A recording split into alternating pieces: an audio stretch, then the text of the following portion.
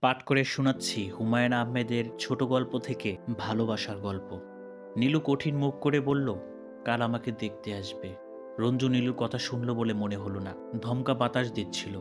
খুব কায়দা করে তাকে সিগারেট ধরাতে হচ্ছে। কথা শুনবার সময় নেই। নীলু আবার বলল, আগামীকাল সন্ধ্যায় আমাকে দেখতে আসবে। কে আসবে? মাঝে মাঝে রঞ্জুর বোকামিতে নীলুর গা জ্বলে। এখনো তাই করছে। রঞ্জু আবার বলল, কে আসবে সন্ধ্যাবেলা? নীলু থেমে থেমে বলল, আমার বিয়ের কথা হচ্ছে, পাত্র দেখতে আসবে। রঞ্জুকে এ খবরে বিশেষ উদ্বিগ্ন মনে হলো না। সে সিগারেটের লম্বা টান দিয়ে বলল, আসুক না। আসুক না মানে? যদি আমাকে পছন্দ করে ফেলে? রঞ্জু গম্ভীর হয়ে বলল, পছন্দ করবে না মানে? তোমাকে যেই দেখবে সেই টেরা হয়ে যাবে। নীলু রেগে গিয়ে বলল, তোমার মতো যারা গাধা শুধু তারাই টেরা হবে। রঞ্জু রাস্তার লোকদের শকচিত করে হেসে উঠল। নীলু বলল, আস্তে হাঁটো না, দৌড়াচ্ছ কেন? রঞ্জুর এ কথাতেও হেসে উঠল। কি কারণে জানি তার আজ খুব মুড ফুর্তি হচ্ছে।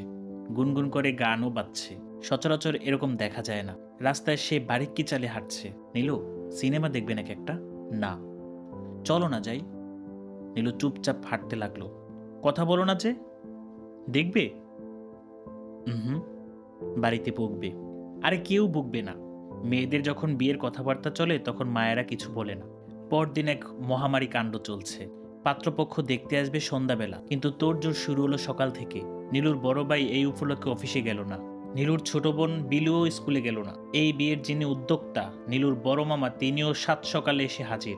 নীলু তার মামাকে খুব পছন্দ করে, কিন্তু আজ যখন তিনি হাসি মুখে বলল, কি রে নীলু বিবি, কি খবর, তখন নীলু শুকনো মুখে বলল, ভালো।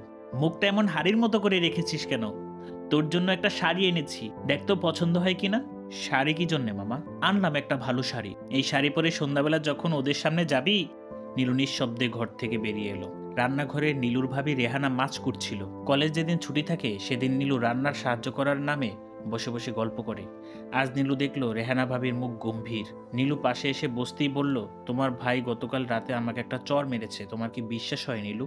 নীলু স্তম্ভিত হয়ে গেল। রেহানা বলল, তুমি বিয়ে হয়ে চলে গেলে আমার যে কেমন করে দিন কাটবে। নীলু বলল, দাদাটা একটা অমানুষ।